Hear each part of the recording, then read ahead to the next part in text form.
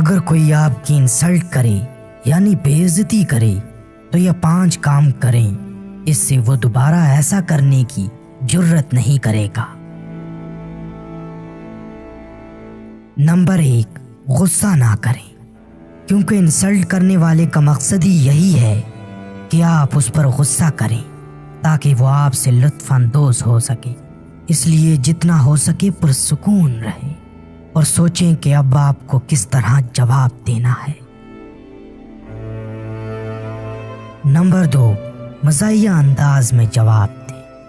Insult کرنے والے کو بالکل پرسکون رہتے ہوئے مزاحیہ انداز میں ہنستے مسکراتے ہوئے جواب دیں۔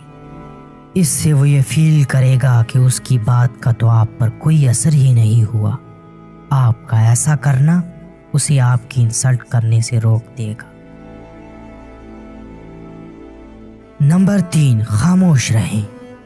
اب بات کرتے ہیں کہ غصہ کرنے کے علاوہ آپ کے پاس کوئی جواب نہیں جو آپ انسلٹ کرنے والے کو دے سکیں، تو پھر آپ کو خاموش رہنا چاہیے اور یہ فیل کروائیں کہ آپ نے تو بالکل کچھ سنا ہی نہیں، کیونکہ خاموشی، صبر اور لا تعلقی سے بڑھ کر کوئی انتقام نہیں۔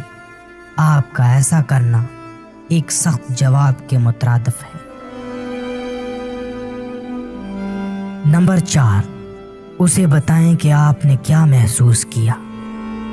اب آپ کو چاہیے کہ انسلٹ کرنے والے سے تنہائی میں ملیں اور اسے یہ احساس دلائیں کہ اس کا ایسا کرنا آپ کو بالکل اچھا نہیں لگا، اسے ہرگز یہ نہیں کرنا چاہیے تھا، اور بتائیں کہ اگر وہ ایسا کرتا رہے گا تو لا تعلق ایک بہترین راستہ ہوگا۔ اب اگر اس کے دل میں آپ کی تھوڑی سی بھی اہمیت ہوگی تو وہ ایسا دوبارہ ہرگز نہیں کرے گا۔